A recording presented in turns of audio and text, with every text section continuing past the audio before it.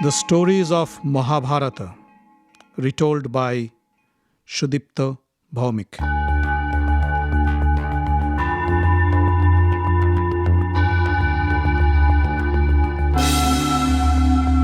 Dear friends, welcome to another episode of The Stories of Mahabharata.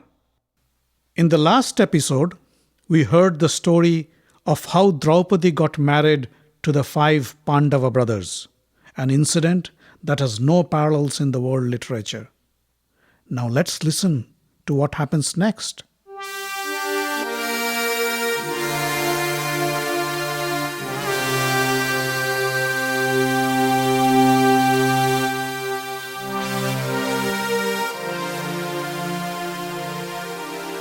The news of Draupadi's marriage reached Duryodhana while he was traveling back to the palace.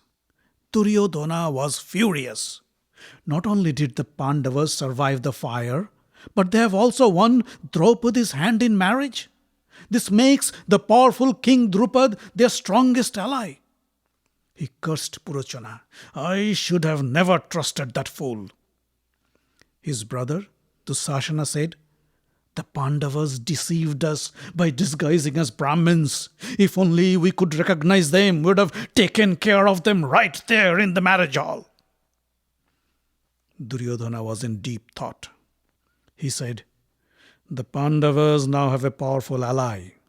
They can challenge us at any moment if they want to. We must think of some strategy to finish them as soon as possible. Let's talk to father about this. In the meantime, in Hastinapur, when Vidura received the news, he was ecstatic with joy. He went to King Dhritarashtra's chamber and said, O king, I have great news for you. By the grace of God, the glory of the Kurus have reached new heights. The blind king thought that his son Duryodhana must have succeeded in winning the hands of Draupadi. He stood up in joy and said, Vidura, what a great news you have brought me this morning. Oh, I am so happy. Make arrangements to welcome the Panchala princess with the finest of jewels and gifts. Welcome Duryodhana and Draupadi into the city with great pomp and honor. Let no expense be spared. Vidura figured that king has misunderstood him. With a calm voice, he said, Brother, I spoke in haste and I think I should clarify my statement. It was Arjuna who won Draupadi at the Sayamvara and not Duryodhana. Contrary to our belief, the Pandava brothers have survived the fire. To keep their mother Kunti's word, they all have married Draupadi and are now living in King Drupada's place in Kampilya. Vidura noticed how in an instant all happiness drained away from Dhritarashtra's face. The king sat down and tried to force a smile on his face. That's wonderful news, he said. Brother Pandu's sons are as dear to me as my own. My heart fills with joy to know that they are alive and have succeeded in winning the princess of Panchal. Vidura knew that Dhritarashtra was not speaking his mind. Still he said, I am happy for you, my brother. May this thought stay with you forever. Saying so, Vidura left the chamber. In the meantime, Duryodhana, Dusashana and Karna arrived in the palace. They were waiting outside Dhritarashtra's chamber and overheard this conversation with Vidura. Just as Vidura left, they stormed into the room. Father, how could you be happy with the Pandavas' success? How could you tell Vidura to welcome our enemies? Don't you have any feelings for your sons? Blurted Duryodhana. Dhritarashtra's face distorted in pain. He said, Son Duryodhana, why don't you understand? How can I express my real feelings to Vidura? After all, I am the king of the Kuru dynasty. You tell me, what should I do? Duryodhana came close to Dhritarashtra. Father, The Pandavas have survived the fire, and now the people of Hastinapur will be more sympathetic to them. They have also become more powerful by acquiring an ally like Drupada. We must do something to get rid of them soon, else we would lose everything we have. Dhritarashtra asked, "What do you have in mind?" Duryodhana thought for a while and said, "The only way to beat them is to break the unity between the five brothers. We can send some shrewd Brahmins to Kampilya who would spread words of dissent and jealousy among the Pandavas. Or we can somehow incite Draupadi against her 5 husbands. For a woman with 5 husbands, that shouldn't be a problem. We can also use some beautiful nymphs to seduce the Pandavas and thus make Draupadi resent her husbands." Dushasana said, "We can also bribe Drupada with lots of gold and silver and make him abandon the Pandavas. Or maybe we can use the Brahmin spies to convince the Pandavas to live in Kampilya forever and never come back to Hastinapur." Duryodhana said, "Bhima is the root of all problems. If we could eliminate Bhima, then Pandavas would be powerless. I am not worried about Arjuna. Karna alone can take care of him. But killing Bhima is not easy."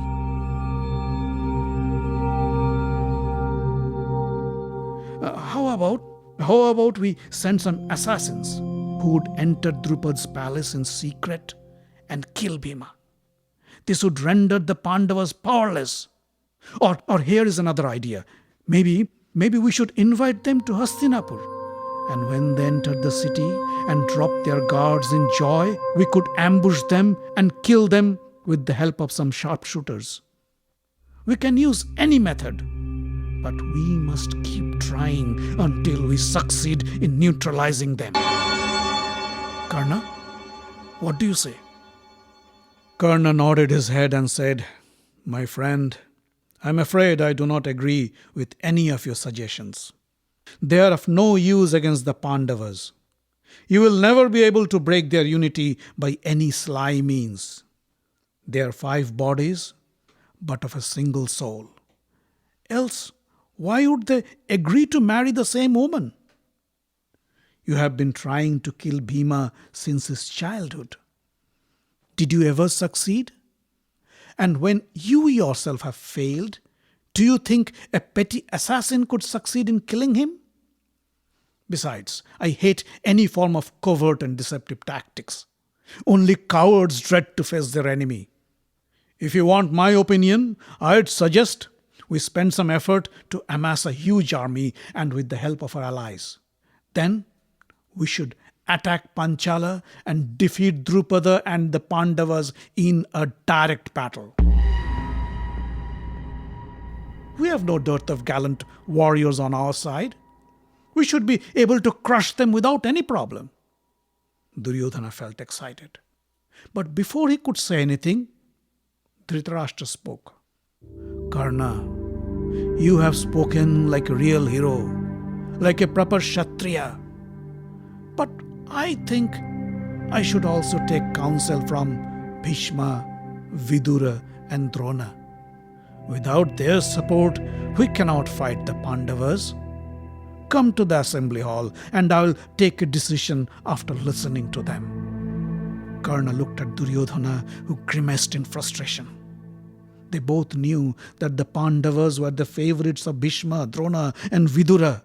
They would never support any plan against the Pandavas. But they couldn't say anything in protest and followed Dhritarashtra to the royal assembly. There, in front of Bhishma, Drona, Vidura and others, Dhritarashtra explained the gravity of the situation. "When we came to know that my beloved nephews were killed in the fire of Varanavata, we were all heartbroken. But then, with a heavy heart and with your permission, I proclaimed Duryodhana as the crown prince of Hastinapur. God only knows how glad I am to know that my brother Pandu's sons have survived the fire and are alive and well. But if the Pandavas now come back and stake a claim to the throne by force, which now belongs to Duryodhana, it can blow up to be a major conflict. The Pandavas are not alone either. They have Drupada by their side. We may be left with no other option but to fight, and I shiver to think of the consequences. How can we prevent such a destructive war? Karna was suggesting that we launch a preemptive strike and eliminate the problem before it even gets a chance to surface.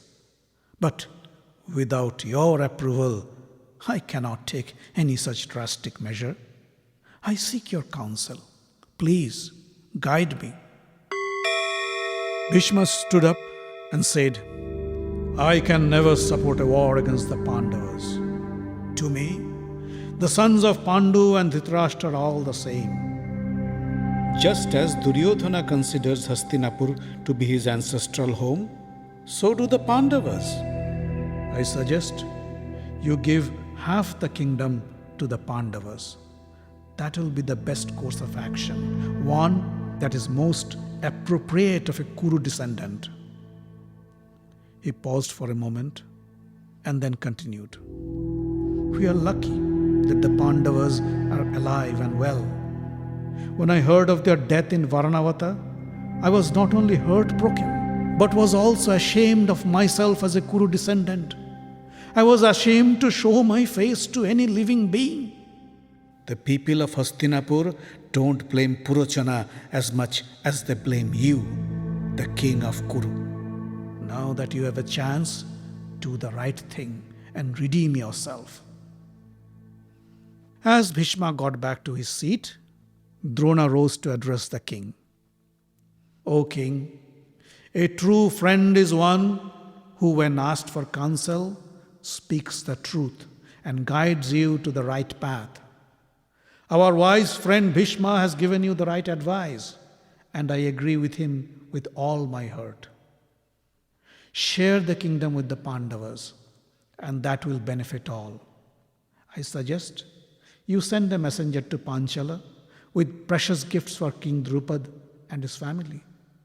Let the messenger tell him how glad you are to know that the Pandavas are alive and safe under his guardianship. Let him also tell Drupada how glad you are with this new alliance with the Panchala kingdom. The messenger should then ask Drupada's permission to bring back the Pandavas to Hastinapur. When the Pandavas arrive at the gates of Hastinapur, let Dussasana and Vikarna greet them and escort them to the palace. There, you would receive your nephews and your daughter-in-law Draupadi with proper rituals and affection, and then give Pandavas their due share of the kingdom and install Yudhishthira as the king.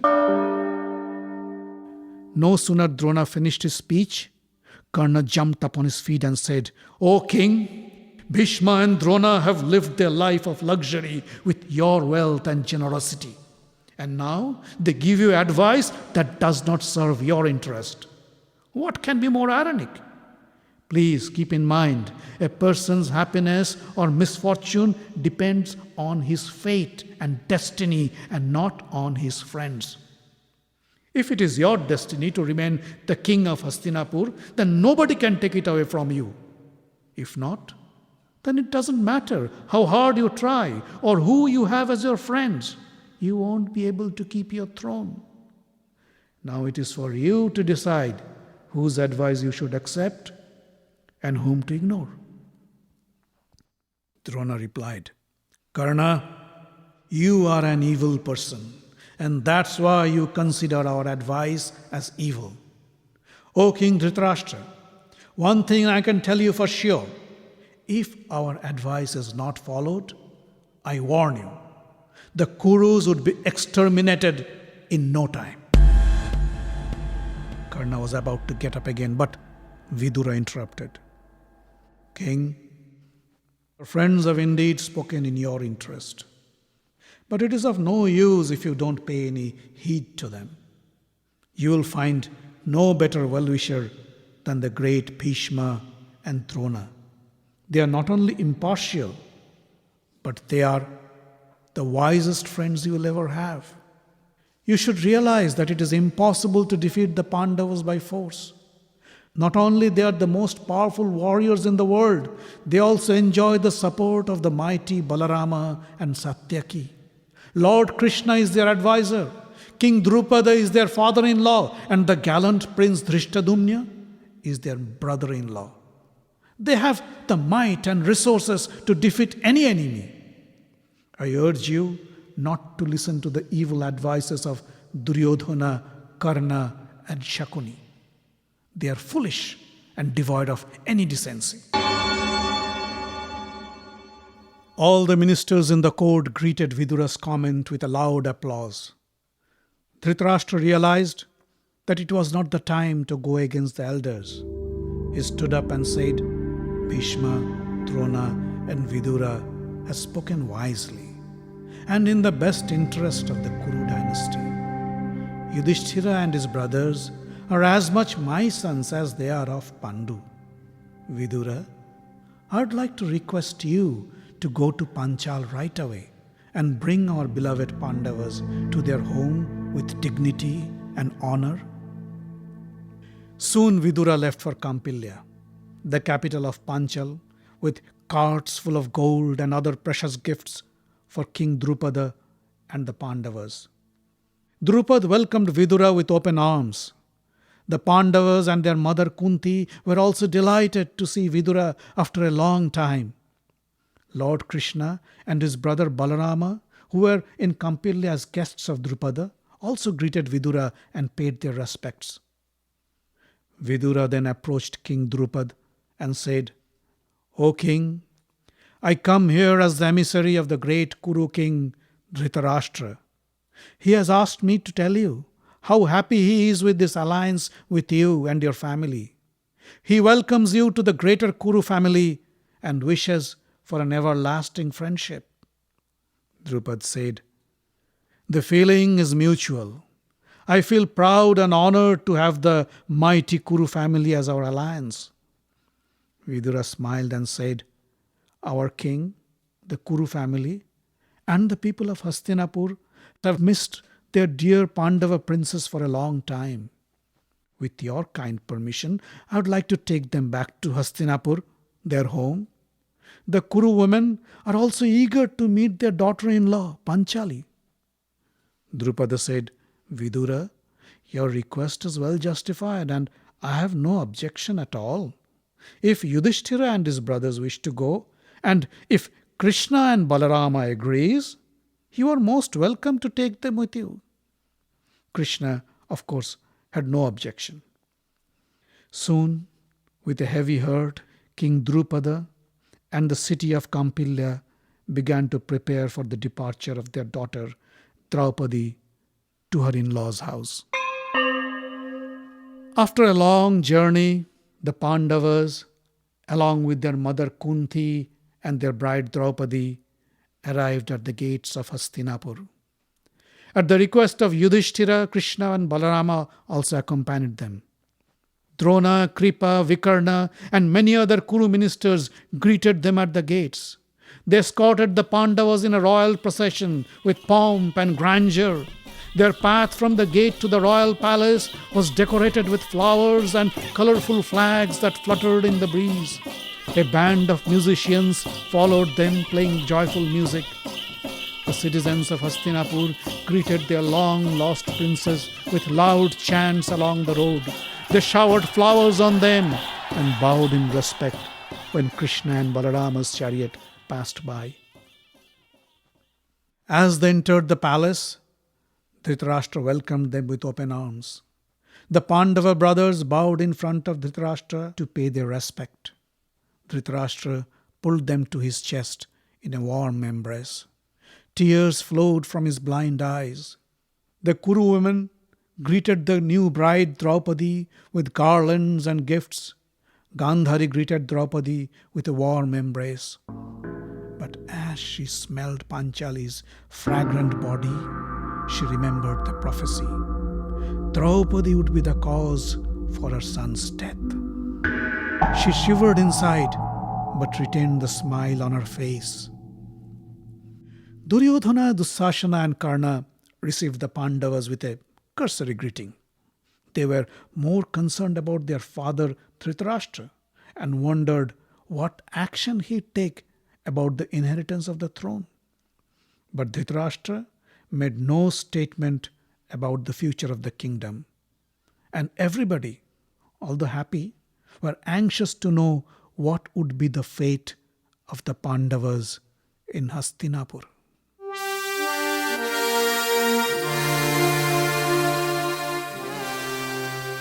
The Stories of Mahabharata is written, directed, and told by Shudipta Bhawmik. Audio engineering, original music, and sound design by Avi Ziv. The podcast is distributed under the Creative Commons non-commercial license. Find us online at facebook.com/Mahabharata podcast. Join the group for updates and news. Subscribe to the podcast using iTunes or any podcast catcher.